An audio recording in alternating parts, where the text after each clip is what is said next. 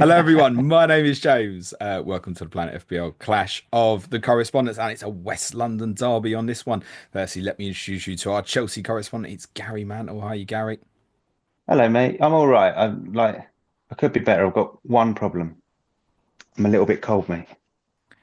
Okay, yeah. Gary's wearing a nice jumper. I'll get on to you in a second. And our Brentford correspondent's in. It's Tom Med. Hey, Tom. Yeah, good mate. Not bad at all. Good stuff.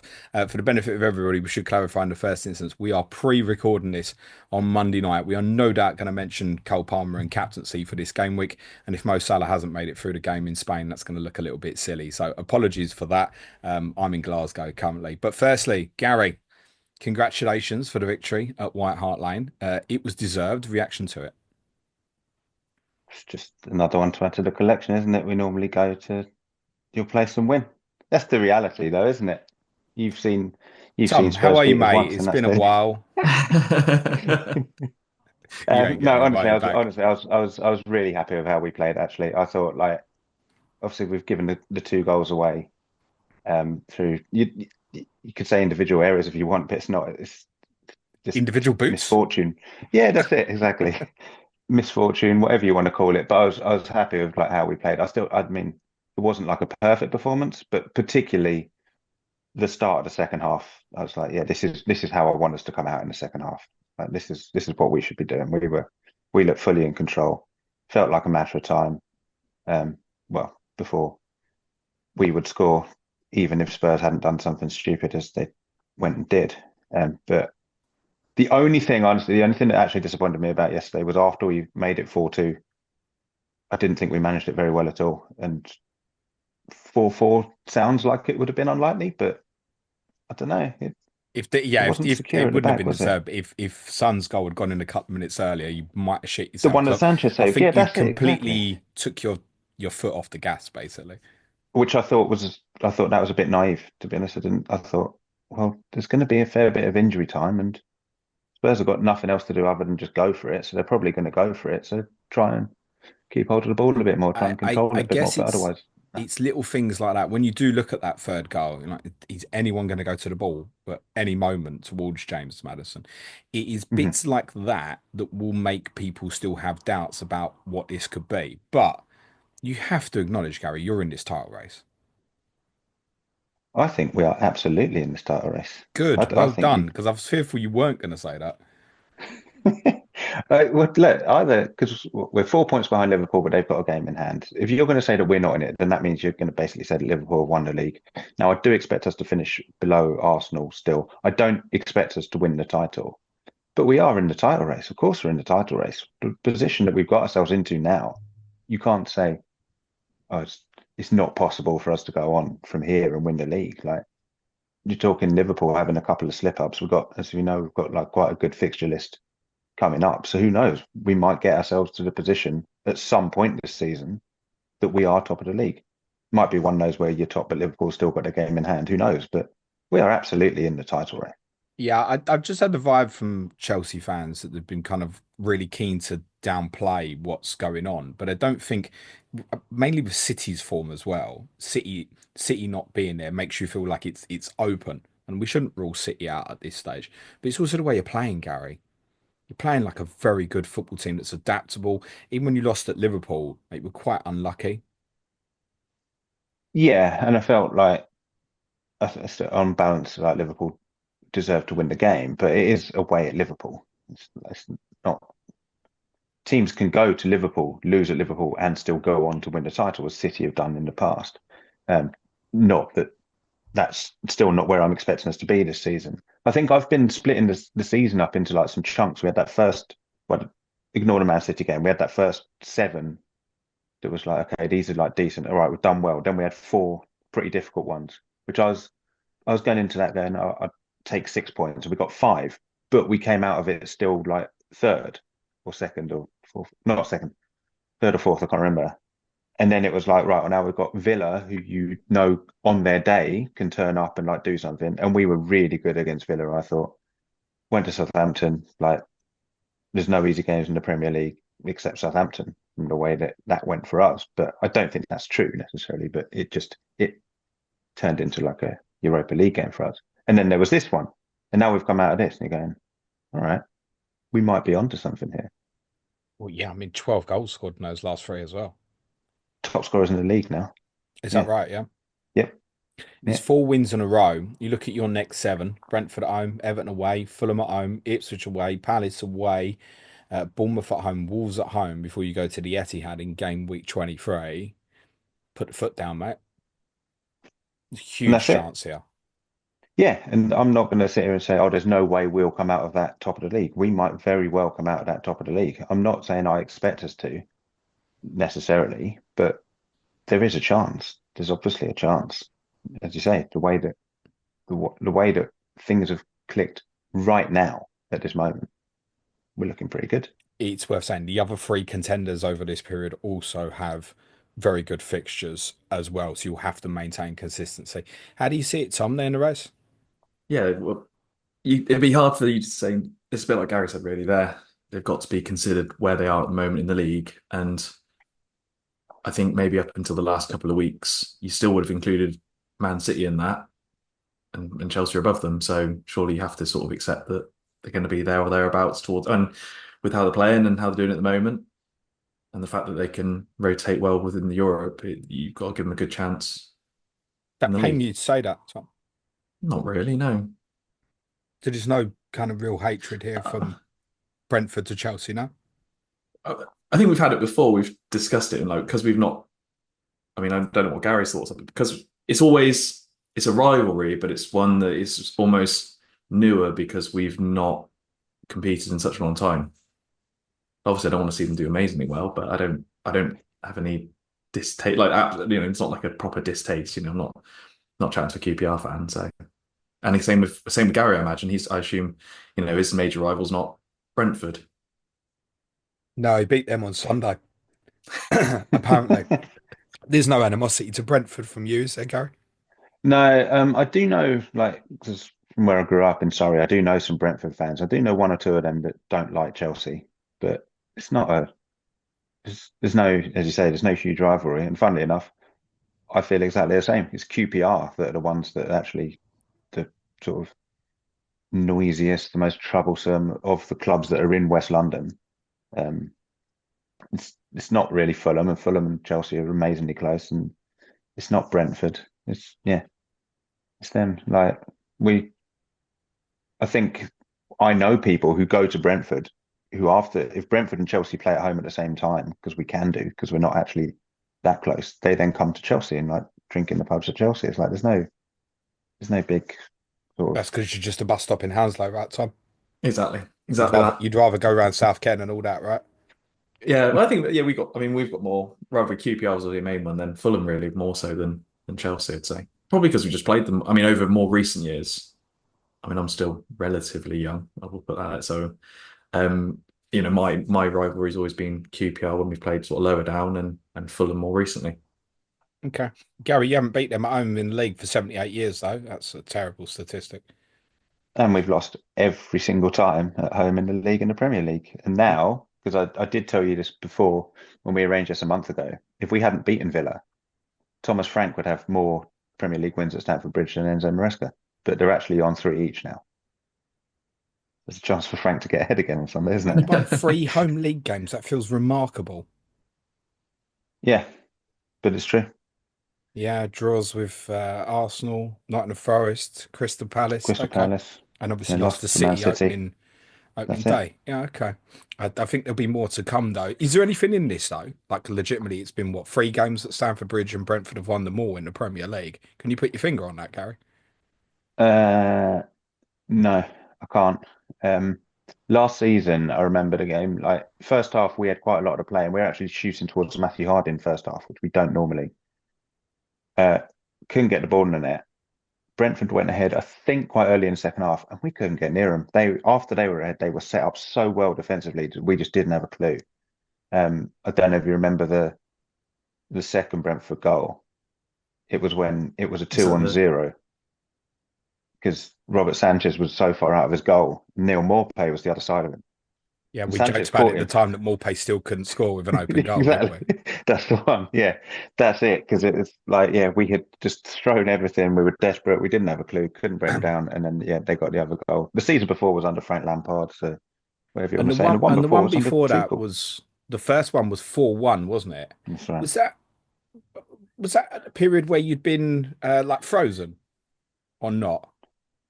Um, yeah, it must have been.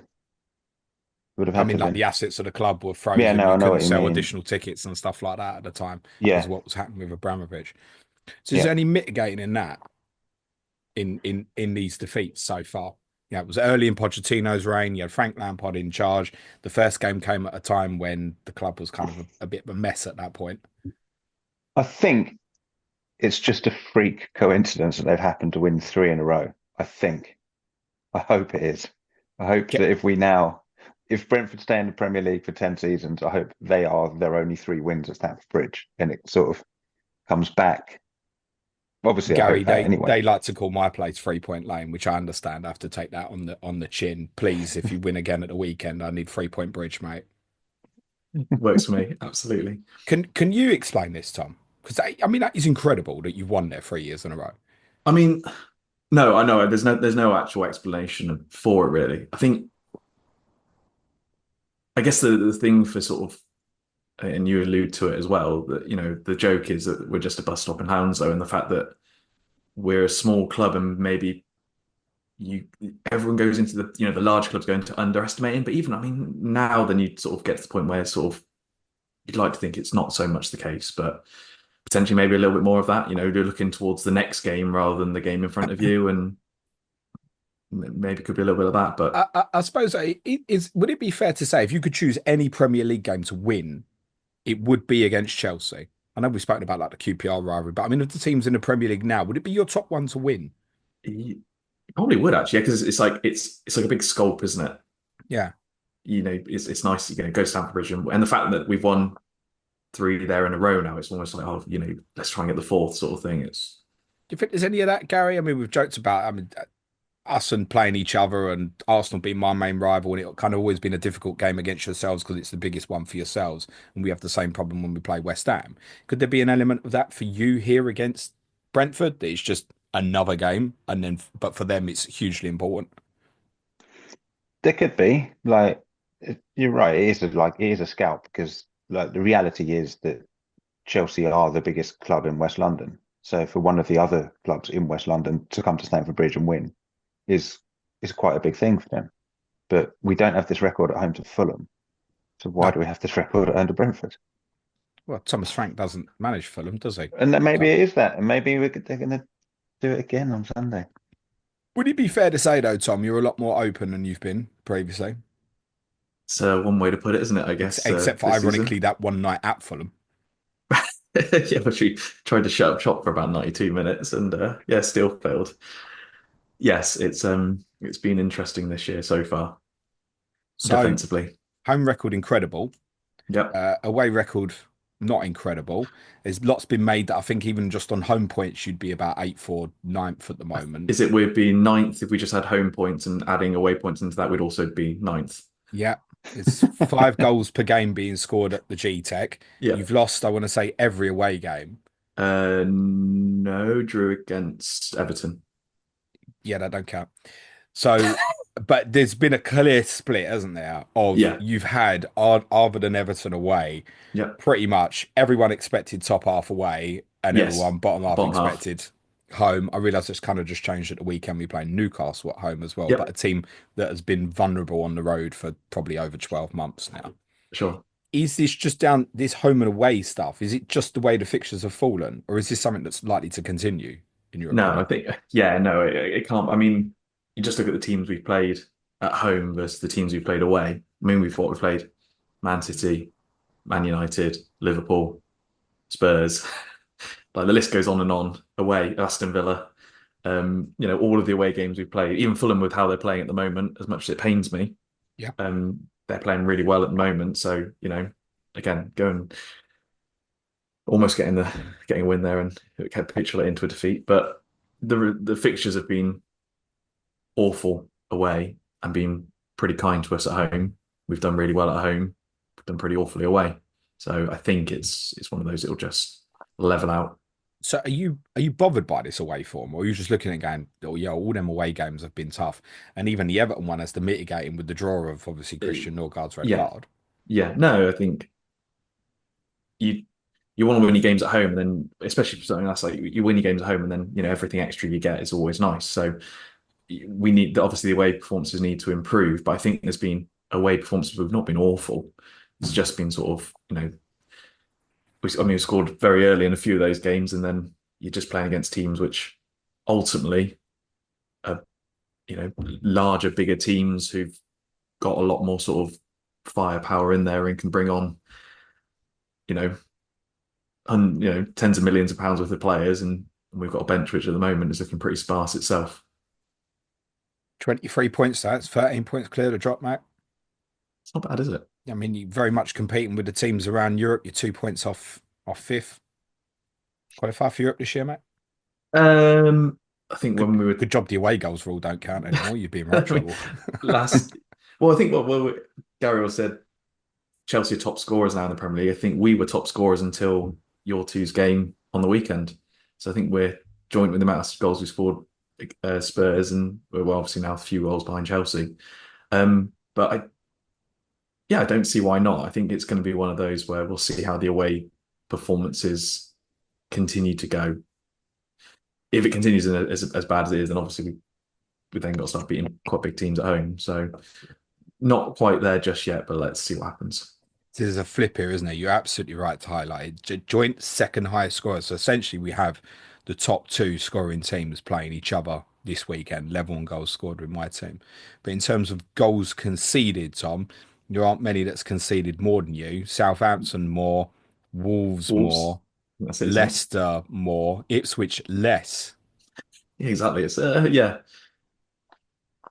It's not been great defensively, let's put it that way. But I Why? think so I mean for me I'm still blaming the lack of left back because it's just pulling everyone. I mean the Harvey Barnes goal that he scored on the weekend I think summed up pretty perfectly why we're conceding goals. It's and obviously the Isak chance against a good one. Keno's Pot's been fantastic. He's obviously playing makeshift left back at the moment. And because he's playing left back, it's pulling Pinnock across more and more ways, almost like wanting to go across to try and help him, but almost wanting to. He just is so indecisive because it's not sort of a defensive player he's used to playing with. So I think it's really affecting how he's playing, which is just pulling all sorts of place and all out of position, which really isn't helping. And so I think it's mainly down to that, really. Because I mean, the right hand side's been slightly better, but even that's been affected with Chris Fires not being in and around the team either because he got injured again. So He should be available now, though, we think, should be, yes. going into this weekend. Yeah, it Yeah. should be. Yeah. But what is the latest on Rico Henry? Do we know?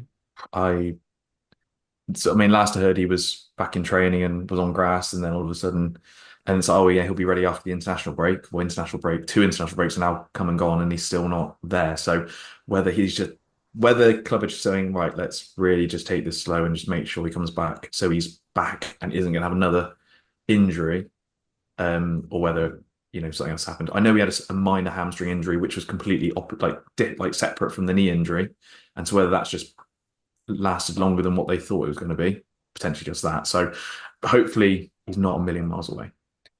I kind of can't work out. I mean, there's so many pluses and kind of cancelled out by negatives with your team, Tom, this year. I think one thing to Yeah, certainly say, we've all really enjoyed watching you this year. I watched the game against Brentford on Saturday. Like, it was a great watch.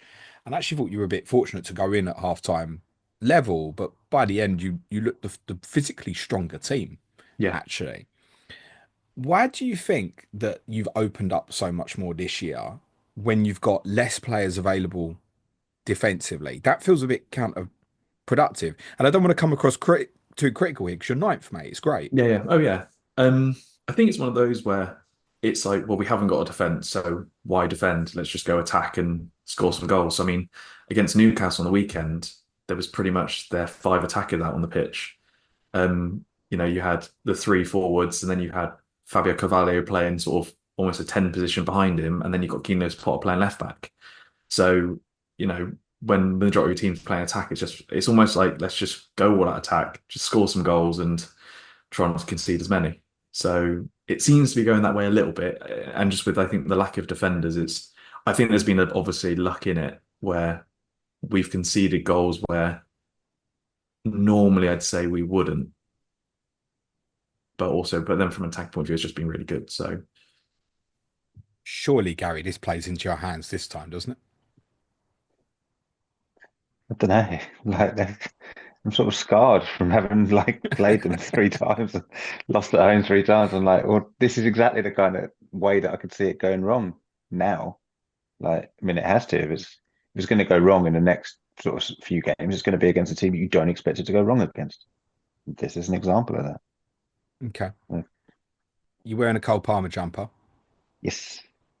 It's quite nice, actually. Fair game. Captain this weekend? No.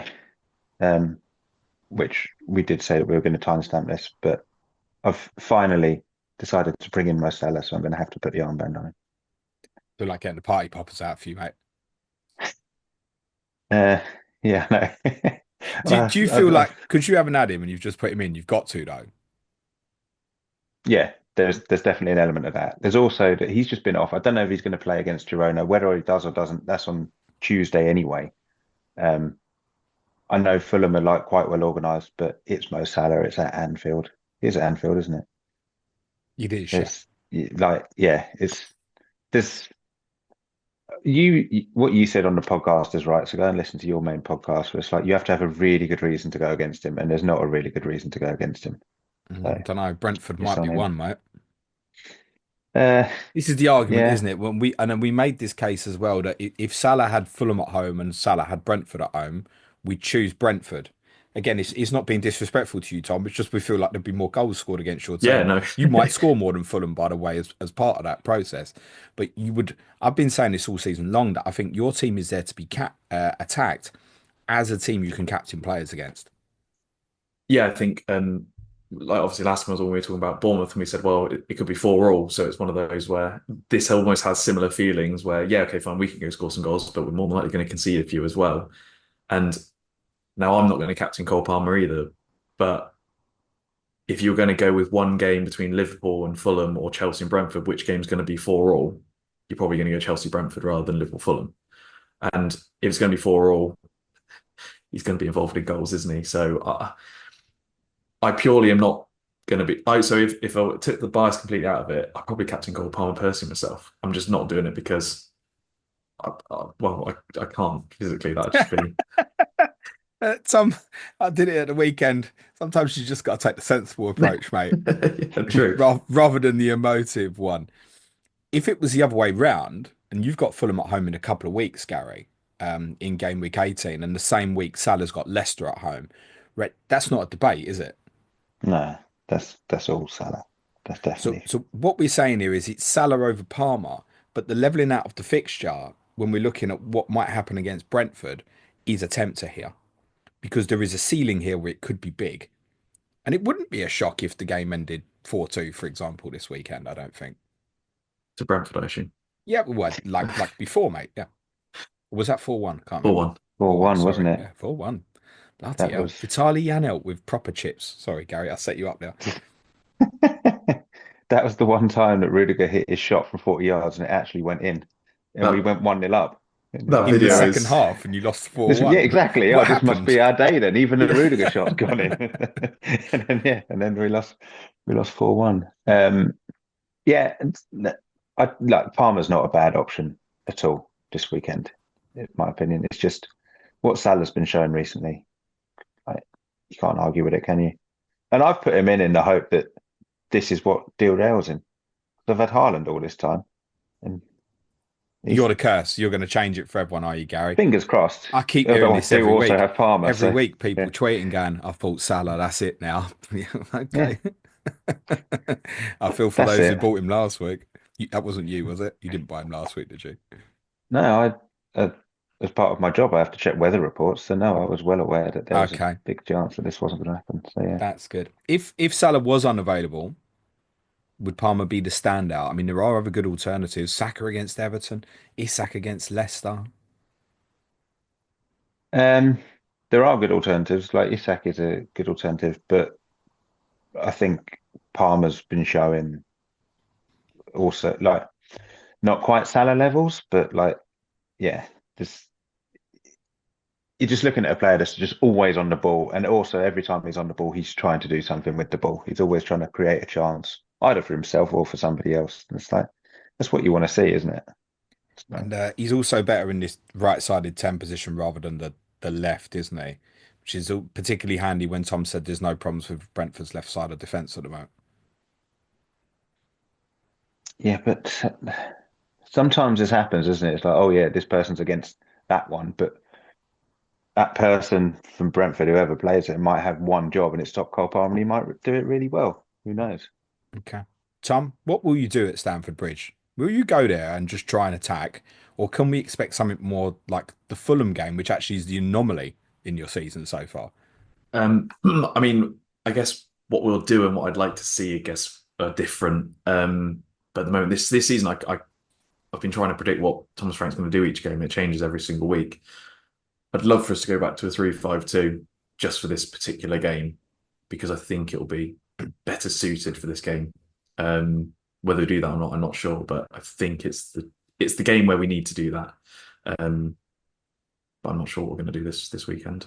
And I guess under that circumstance, that looks like Mbeumo and Wissa as the two, does it? I would imagine so, yeah. Okay. Where's Bryan Mbeumo been playing recently, mate? Is it wing back, full back, centre No, forward, right wing, or is it just normal, mate? normal right wing, yeah. He's been on the right wing. I think he's been because obviously with Keane Potter attacking momentum, I think Mbeumo in the previous two games, not going to talk about the Newcastle game so much because he was very far forward. I think it was almost like he was tasked to come back and support that right hand side to allow Keane Potter to go up the left. And that's why I don't think we saw as much attacking output in those games that we expected. I think it almost gave Lewis Potter like freedom to go and attack that left hand side to almost give them more output from that side. And Mbeumo's also been used before defensively, so he knows he can do it. But in the Newcastle game, it was back to basically just go stand up on the right side and do what you do. And watching I mean, I watched the full game and he didn't do much defensive work anyway. So No, it was good. And you look at the zone, I know it's really late in the game where he's obviously set up. Kevin Schade ends up in such a central area. yeah, We yeah, I haven't think the seen slight as change of much of that formation. recently. I think towards the end, once Wissa had come off and Thiago was off, I think they would end up being Schade and Mbeumo up top together. What's the threat of Thiago to Wissa? Um, I don't think it's I don't think it's bad. I think it's actually his minutes will be reduced because I think we'll see Thiago go up top and Wissa move to the left when we're playing a three up front.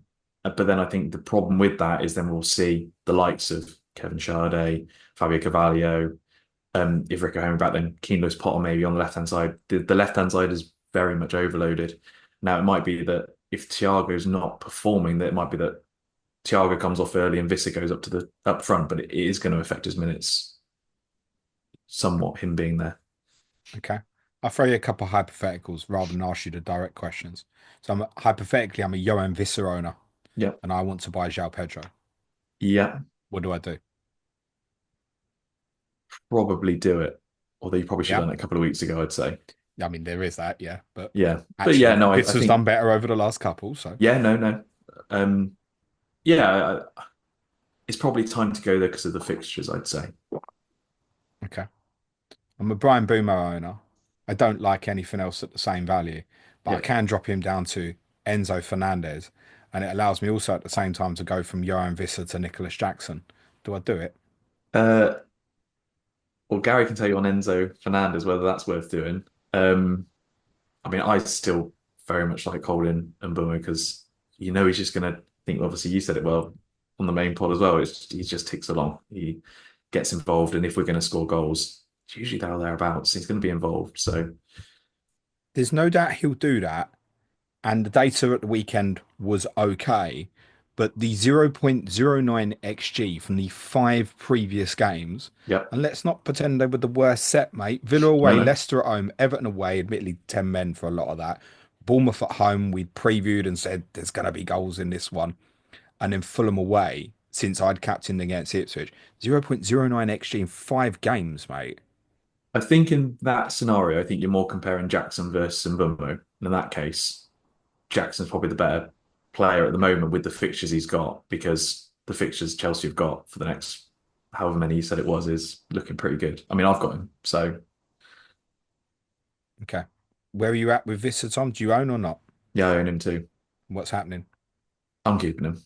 You're keeping Wissa. Yeah, I mean, yeah, I would, I I don't know why I'm toyed. asking you this Oh yeah, question. it's You're just just stupid agreeing questions to now. I yourself, mean, aren't you? yeah, I know. It's just like Okay. I was tempted to move it to Pedro, and I missed the boat, so I decided just to keep him instead. In fact, I'm not even going to ask you if you're going to keep Mbeumo. I'm just going to ask you who the third Brentford asset that you have at the moment is. Mark Flekken. Oh, you ain't keeping him, are you? I mean, did you not see that assist? I don't own him for saves. I own him for assists. As many attacking returns as clean sheets. There must be a temptation to move that one as well, Tom, or not.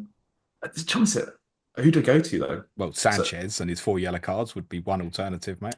the problem is, I think, and usually sum up well is I can move to another 4.5, but which one do I move to?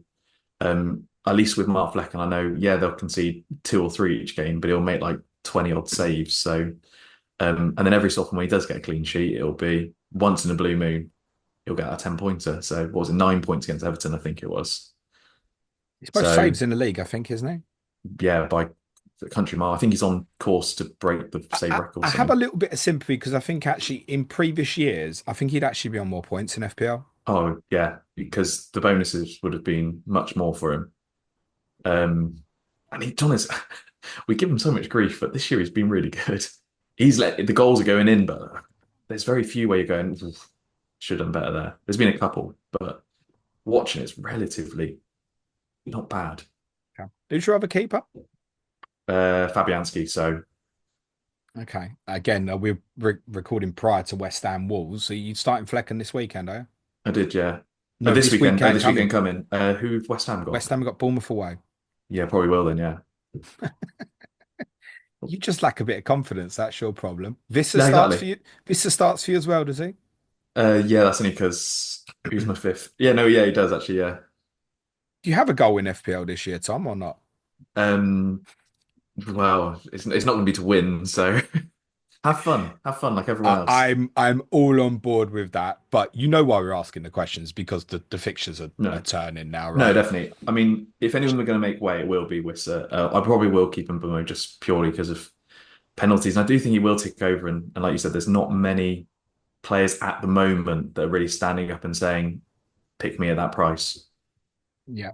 Your next 7 fixtures: Chelsea away, Forest at home, which I think we acknowledge isn't great really for the No, offensive ones. Brighton away, Arsenal at home, Southampton away, who will probably be buoyed by winning at home this coming weekend. Then Manchester City at home, then Liverpool at home. I mean, we said the home fixtures are turning. We weren't joking. Arsenal, City, Liverpool in a row, mate. And then it's afterwards, you can solace because your home game after that's Tottenham. oh perfect. That's right then. That's not too bad. Um, Yeah, I think Mbeumo's one of those players that you're not obviously not going to invest in him now. If you don't own him, then obviously he's gone. You're not going anywhere near him. If you got him, I feel he's holdable, Of but course he is. yeah, but he's obviously cuttable as well. So you know, if you want to drop down to someone like Enzo Fernandez, as you mentioned, then I'm not sitting here going, oh yeah, definitely own him because there probably is more routes to points that you can go get from a lot better fixtures. Okay. Gary, where are you at with Boomo? You had, never had, own, I did keeping? have him, and no, I got rid of him a couple of weeks ago.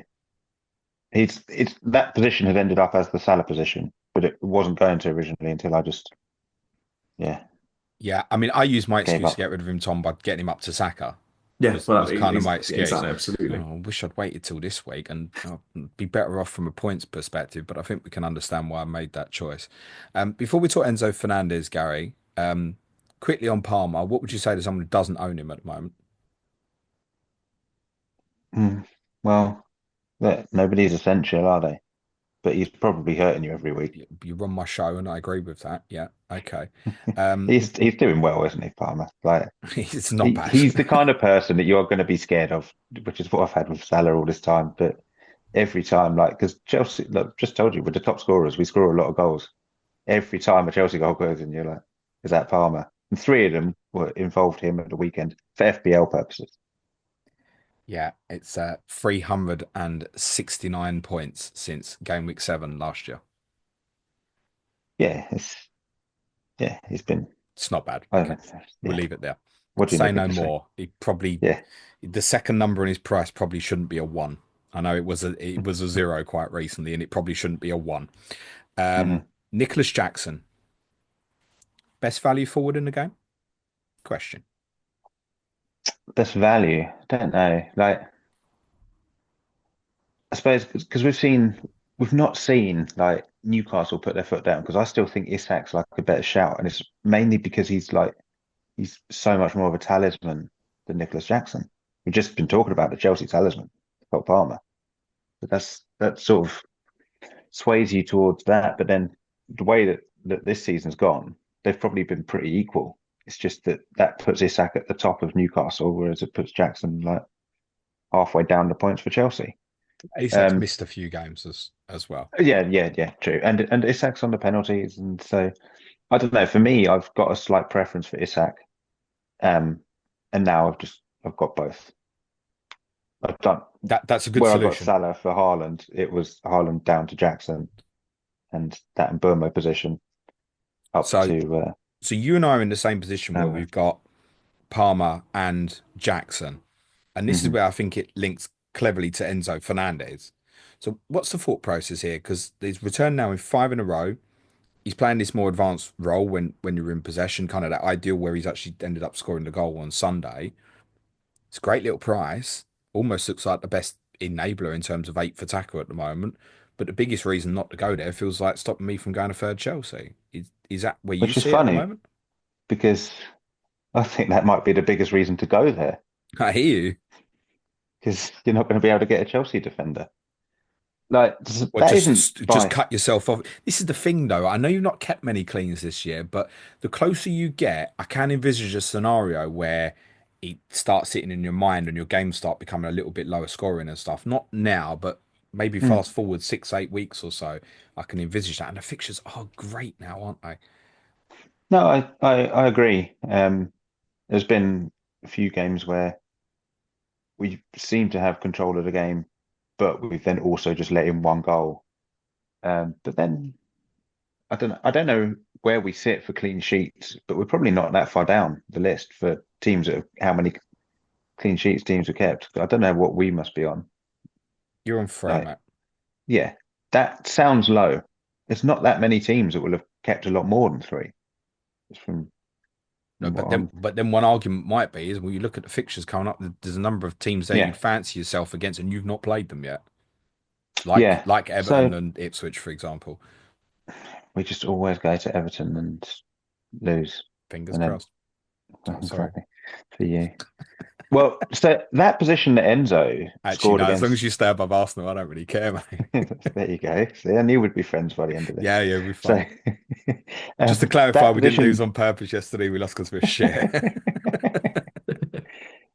so Enzo scored from that exact same position the previous weekend against Aston Villa as well. So this isn't by accident, and this is something that Maresca's talked about, people learning his system and like him trying to teach them, and this is what he wants Enzo Fernandez to be doing. And against Leicester, it, when he scored his goal, he was the furthest player forward that we had because Cole Palmer will do that. Cole Palmer was happy to drift deep, and sometimes you'll watch him and you'll have him catch, and like, why is he playing as like a withdrawn eight? But you look at the space that it gives other players sometimes. Um, for example, the goal that we scored against Arsenal, it's like, why has Pedro Neto got that much space? Well, if you look at the goal again, Cole Palmer's like side on from Enzo Fernandez. So everyone from Arsenal's like, right, I'm sort of drawn towards that. Let's open up this massive gap. And that's what we've taken advantage of. It was a And weird that's one where what, your centre backs were still forward as well. What that particular goal was a little bit of a weird one. yeah. But the point that I'm saying is that even if you look at the goal that Enzo scored at the weekend, how many players have Tottenham got around Cole Palmer? It's like that's where the focus has gone. And Yeah, of then course, yeah. Enzo Maresca has told Enzo Fernandez, like there is going to be this gap. This is where you are going to find space because they are going to get drawn towards Cole Palmer. And is it going to carry on working? Probably not. He's not. This isn't the second coming of Frank Lampard, but It doesn't need to be at he's 4.9, so, does he? he's so cheap, At the time of exactly, for a recording. player At the that's time doing of that. recording. That right now is most likely going to stay in our team. Remember, he's our captain because Reece James is our captain, and I mean, we don't know when we're going to see him again, and when we do, we don't know how long until we don't see him again. I would So say on what I've seen recently, that's probably around about that value. The best one to go and get certainly is no. Your timing with the fixtures, everything, his form's there, kind of looks stable in the team. The fact we've seen Casado more at right back recently also helps. You know, there's a different version of Chelsea that still allows him to be in the team. Lots of things point to it, but most of us have a big effing headache with our defense at the moment, Gary. And from a timing perspective, we're just drawn to the same thing, is to look at your team right now. And that's the biggest reason for me not to go, Enzo. well, I mean, that's fine, but you could just accept that your defense isn't going to do that well because a lot of defenses aren't going to do that well, and it might No, just I not do that can, well. but if yours gets better and I go Enzo and Mm, it doesn't work out, that's two transfers, mate. yeah, So it's like for people like me and you, because we've got Jackson as well, and obviously got Palmer, it's more awkward. If you've not taken the Jackson path, I can, and you've gone, right, I'm going Issa over Jackson, and I've got Cunha and one cheaper or something. Completely get why you'd want to go and get Enzo Fernandez really quickly. So are you are there's you no are you reason still not to go planning and to? get him now. So you're going to go there, are you? No, I haven't said that. What a I hero. might do, but I can't tell you, I can't give you a reason not to really because I just don't think our defense is that good either. At the moment, the only defender that you'd be really confident investing in is Cucurella. Now, I do think Colwill is going to play the majority, so I'd still say you're pretty safe with Colwill. He's not going to get left out very often, but it might be one of those Christmas fixtures, maybe. But that could also happen with Cucurella. Um, and now we don't know for sure about the goalkeeper either. Go on, elaborate on that. Well, he's now shown that he's not afraid to play Jorgensen in a Premier League match because he's done it. And previously, it looked like he wasn't going to. Now, I don't know if part of his thinking there was that Badia Shield, Dizazi, Tosin, whatever combination, have been playing in front of Jorgensen, but they've not been playing in front of Sanchez. So he's going, well, if I'm going to change them, I'll also put the goalkeeper behind them because that's a unit that are used to playing with each other. I don't know if that's what he's thinking. This is only something that occurred to me recently. Like maybe it's that. Maybe if he'd only made 3 changes versus Southampton, he would have kept Sanchez in. But there's now the sort of we've had this entry into Jorgensen possibly playing in the Premier League. So if it starts going wrong for Sanchez, there's nothing to say that he's not going to drop So in and Sanchez for you play now Jorgensen. is an avoid. Well, aside from that, he's come out on 4 yellow cards. I say somehow he 2 of them have been for giving away penalties. There's the one at Bournemouth and the one at Man United. I can't remember the other one that wasn't the one that was for arguing on Sunday. There's there's enough reason now, I think, not to invest in Sanchez. But if you want to, I think it's fine because of the fixtures, but it is a gamble. There are the risks. He is not a clear #1 goalkeeper. He's Yeah, just you not could easily that look at good. it and go, I'll go Fabianski as well. He's playing, and then West Ham changed manager, and Ariola's back in goal, and suddenly you've ended up with nothing. And that does look and feel like a disaster. You look at things like Ipswich away, and you think, ah, yeah, maybe could Jorgensen play? Plus, somehow he's picked up 4 yellows. It would be bizarre if he picked up a fifth. Because Would it? yeah, surely you have a little bit of a word now, don't you? Goal, Goalkeepers on 4 yellows shouldn't be ones that you're looking at. I'm not going to buy him because he's on 4 yellows. It is different to an outfield player, isn't it? It is, but I don't know how often we've been in this situation before. Um, but I mean, all he needs to do is come out again and concede a penalty, and that's it. He'll have his 5th yellow. Okay. Um, yeah, Cucurella's 5.1. You'd pay that over the 4.5 of Colwell? I would still go for Colwill and Why? accept that there's probably going to be one match, I think that Colwill won't play, but the majority of the time he is going to play. Enzo's always spoken really highly of Colwill. He's got this like leadership group, um, which he said at the start, and it turned out it was like 2 players that were available. And he said, okay, yeah, actually, maybe I need to put a couple more people in this group. And one of them was Colwill. And he's like, no, I really trust Colwill. So he's like in this, because it was like, if people like Reece James, he's never going to be available and stuff. So it was just Fernandez and Caicedo. And then when something happened to Fernandez, he's like, now I've just got Caicedo. So Colwill's one of his trusted people. He really likes him. He's got the preference for playing one of those centre-back spots. Now, Cucurella could get dropped. I mean, the reality is anybody at Chelsea could get dropped. Well, we saw that with the Southampton game last week. Now, I don't think we even need to kind of hammer that message now that, yeah, anyway, that even includes Palmer for one of these games over this period, doesn't it? So we'd had, going into that, there were 5 players that started every single Premier League game. And I was like, yeah, look, these 5 are nailed. I didn't even realise that they had at the time. I just looked it up afterwards. And, oh, yeah, they're the only 5 that had. And 3 of them got dropped. Yeah. Well, yeah, the 2 remainers being Caicedo and Palmer. Yep.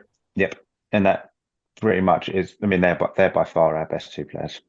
Okay. I guess Colwill is particularly important for you at the moment. Now, obviously, Wesley Fofana injured. Mm-hmm. I know Colwill didn't play at Southampton, but you are looking at, I think, for any other, even Ipswich, that would be quite a risk to leave him out, wouldn't it? That's how it feels. Yeah, I think ideally for most teams, you want to keep your defence pretty consistent.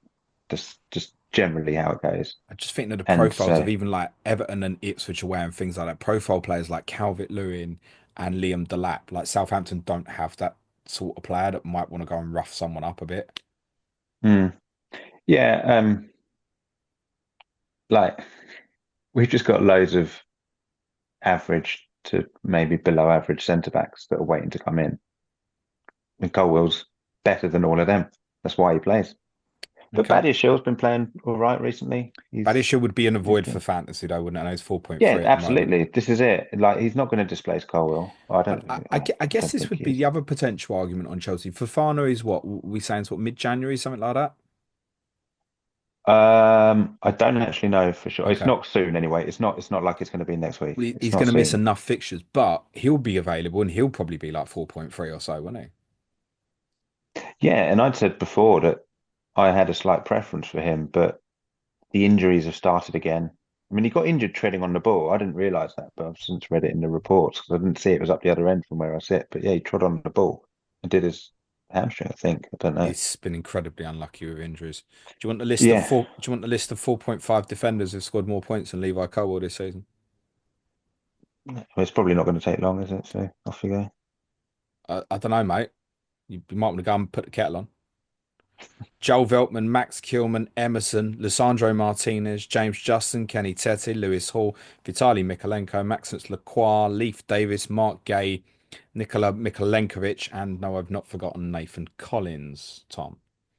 I assume you'd ask the question because you weren't going to waste 30 seconds of your podcast just listing just 4.5 defenders just making a point mid-table clubs. That the single player that I'm most likely to buy this week has a lot of other players around his value have outperformed him so far this season. But so you're now saying that you don't want to buy 4.9 midfielder who's playing as an attacking midfielder in the best attack in the league because you want to buy a defender who scored fewer points than all of them.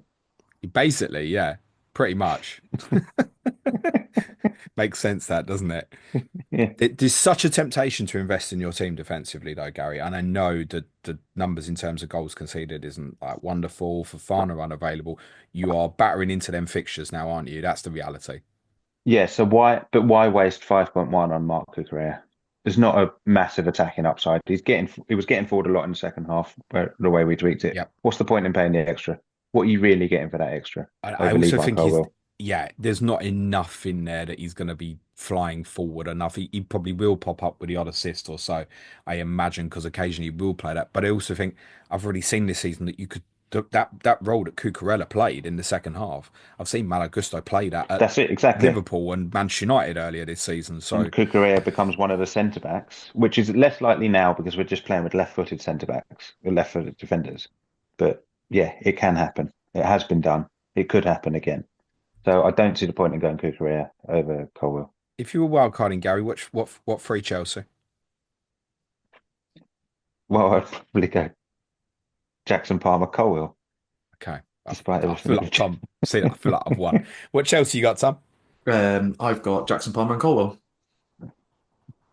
And I take it you're just pretty happy with that. Yeah, I'm pretty well now. Gary said that. Yeah, I'm very happy with that. Okay, I was, cool. yeah. After hearing the Enzo Fernandez chat, I thought, wow, bugger, I've made Would a mistake here. would Nathan Collins, the big man threat, would he be a better call for me than Mr. Colwell? No, probably not because we can't defend. He's got 6 attacking returns though. He's like Flekken. He's only in for the attacking stuff, Tom. Oh, I only I knew that at the start. So, yeah, no, he's not worth going there, is he? If you did want to go there, is that the one Collins rather than Pinnock? I suppose just inevitably it would be at the moment, wouldn't it? Yeah, I guess so. Yeah, I'd yeah. just leave it. I'm not even gonna ask you to I say was about to that. say set Vandenberg's to the 4.3 or something. It's not even worth talking about, let's be Well, honest. no, he is worth mentioning. Obviously, he's 4.0. There It's will be people. 4.0. There will be cheap people that are short of defenders this week, possibly subject to Gabriel Yeah, news, Rico Lewis suspended, etc., etc. Do you foresee him staying in the team? at the moment, yeah, there's no one else that can play there. So So if Ajer's fit and available at the weekend, does he go he's in not. at left back? Do you think, or not? Oh no, probably. No, I don't think so. It would be the fact he's been out, missed a few games. He's got to have a. He must have had a proper injury. So I can't imagine them just throwing him straight in. Okay. Just one more before we finish, Gary. And I know you've listened to the pod, but I wanted to highlight again. I thought Jaden Sancho was outstanding on That was Sunday. the one player that I highlighted in the Slack because I do think Genuinely thought he he was brilliant. deserves mentioning. And actually, I can't remember if it was on Match of Day 2 that he was interviewed, but he actually came across really well as well. He's like, um, I watched like one of these compilation things where they take interviews from all over the world. So I don't know if it was that one specifically, but he looks like he's like, it was like he's really thankful to Chelsea for giving him the opportunity to come and play. It sounds a bit weird, but then you remember how things have turned out with Manchester United.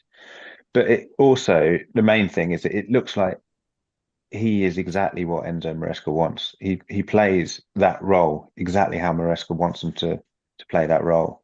The best way I can describe it, which isn't that good of a description, but if you imagine the line at the edge of the penalty area, not the one that's like the edge of the area, but at the side of the area, he doesn't want his winger to come inside of that line until they've reached the penalty area.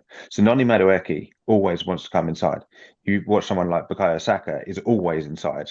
Well, Jaden Sancho wants to go down the outside and then cut in, and that's how Maresca wants him to play. And he's like, go there, get one on one with your man, try and beat him out on the outside every time, and he's doing it. And the penalty that we got, that was him getting on the ball and like facing up to. I know the player that he was facing up to was Timo Werner, which isn't like. I mean, Don't he's get me not even started. renowned for his attacking, so let alone his defending. But it's that he's got that confidence in him that he's like, right, I'm going to stand you up. I'm going to make something happen, and he looks like he always wants to make something happen. And like Chelsea fans like loved him from his first appearance away at Bournemouth. I was at that game, and it's like singing his name straight away, which is pretty rare for like especially these days when you have so many new players. But he's just looked really exciting, really full of confidence. He looks like he's got his mojo back, and he also looks like he's got his head down and he's working really hard. So I'm absolutely delighted for him as well, obviously. Yeah, he did really well. I wanted to mention that. Just for fantasy, that's a no look at the moment, though, I presume. No, although I think he's going to have to start against Brentford because Yes, and Pedro Neto's banned and correct. Mudryk is apparently still ill. He's been ill for a little while and he's also nowhere near our team. With that said, he has played Joao Felix out there every now and So then, but he seems, I don't know Madueke why you'd. owners who might have Hmm. bought off the back of the points against Southampton should hold, right? Because Well, he he's going to, starts against Brentford, right?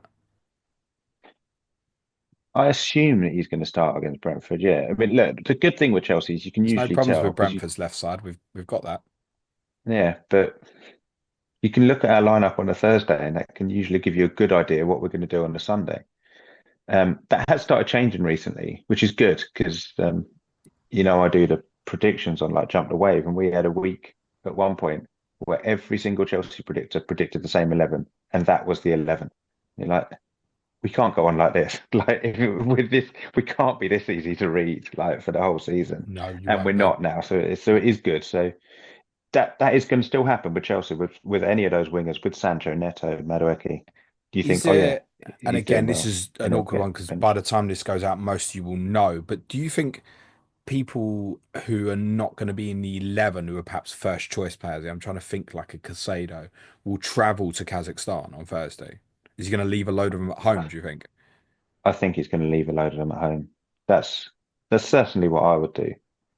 Like, but I don't know. I mean, look, we can go there, lose, and still win this group. I think Yeah. even if we don't, we're still going to come top eight. I mean, So it really doesn't matter, it feels like there's an and we're argument for probably not going to lose Maresca. either. There's an argument for Maresca not even to go, isn't there? And just stay and prepare for Brentford. I mean, he's literally irrelevant. Um, Yeah. Luckily, it's quite an early kickoff. It's 3:30 UK time on yeah. Thursday. So Thanks for there's reminding me to not put this out very early. Yeah, cheers. yeah, there's not too much of an issue. It's not like we're playing at like 10 p.m. or like eight finishing at 10 p.m. in Kazakhstan on Thursday, and It's then the journey, though, isn't it? yeah. Oh no, yeah, this was the one team that I said I wanted to avoid, Yeah. and this was before they'd even got through the qualifying. I was watching their games, not watching out for the scores. Like, I hope this lot go Shitting out, himself. and they were 2-0 down after the first leg, and they went through. Yeah, it's nice.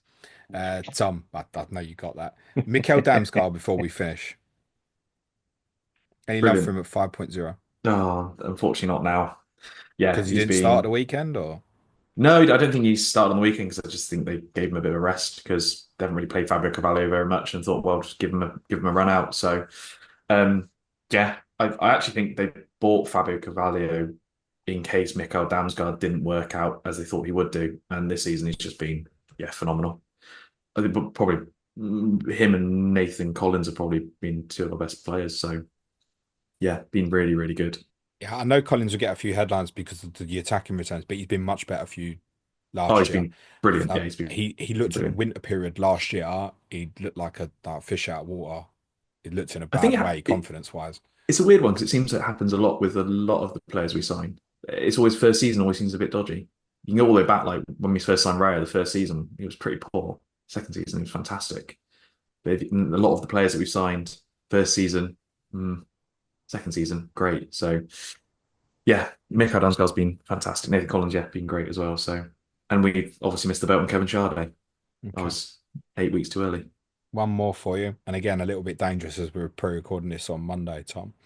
But there's liable to be a managerial job comes up very soon within the Premier League somewhere. Which Are you, one? I don't know at the time Any of of them? recording. Um, are you, let's say the Tottenham job comes up. Are you concerned at all? No. No, Thomas Franks. So I was literally listening a moment ago to another podcast. Thomas Franks just done one with the Jake Humphrey one, and they talk. And every time he does a podcast, every time I think he does do quite a lot of media. And what he said very clearly in that one is that basically he'd have to get on with the upper management. I can't really imagine Thomas Frank and Daniel Levy getting on particularly well, to be honest. So Well, I set myself up for a fall down. And on that bombshell, it's been really Thomas Frank is interesting, brilliant, guys. by the way, but he is brilliant for Brentford because yeah, we were linked with him. I He was completely one of agree with you, our Gary. Yeah. like Thanks for I'm saving not me there, sure, Gary. Cheers, mate. He but fits the mold at Brentford perfectly, but I think he's a little bit like a Graham Potter at Brighton. Could he yeah, go and do it at a larger club in a completely different environment? I do think he's a better manager, but I mean I'll tell you what that's I think, bias. Tom.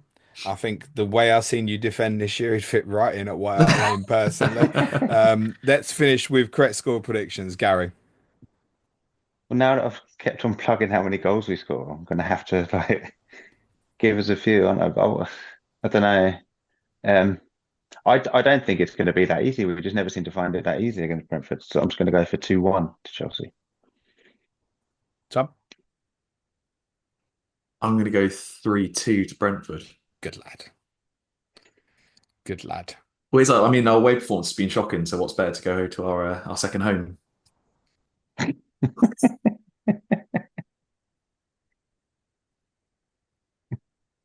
I'll go. That's not going to like.